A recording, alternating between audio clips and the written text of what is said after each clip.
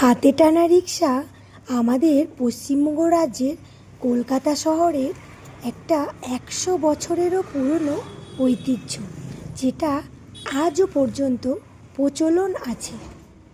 ছোটোবেলায় পাঠ্যপুস্তকে বেশ কয়েকবার পড়াশোনা হয়েছে এই বিষয়ে, আর ছবিও দেখেছি, বাট কখনো ভাবিনি যে আমিও কোনো দিন কলকাতায় এসে এই রকমভাবে হাতে টানা রিক্সাতে চড়তে পারবো। এই হাতে টানা রিক্সা কিন্তু কলকাতার বুকে কিছু মানুষের রুজি রোজগারের একমাত্র অবলম্বন।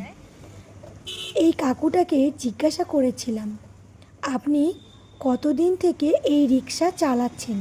তো কাকু বলল যে আমি ১৫ বছর বয়স থেকে এই রিক্সা চালাই।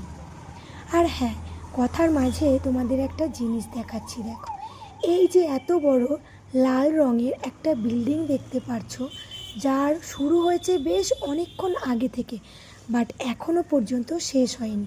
এটা একটা মারোয়ারি হসপিটাল। আর এরিয়াটা যে কশো বিঘে জমি নিয়ে হবে তা আমার ঠিক ধারণার বাইরে।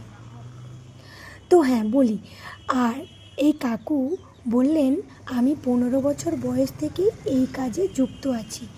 আর কাকু সম্ভবত অবাঙালি। আর কাকুটা বললেন যে আমি এই রুজি রোজগার করে আমি স্বাচ্ছন্দ্যভাবে সংসার চালাই, এবং আমার এক মেয়ে আর ৩ ছেলে। আমি বড় ছেলের বিয়ে দিয়েছি, মেয়ের বিয়ে দিয়েছি, তাদের ঘরে আমার নাতি নাতনি আছে, আর 2 ছেলে কলেজে পড়াশোনা করে। উনি বলছিলেন ওনার ছেলে নাকি হোস্টেলে পড়াশোনা করে।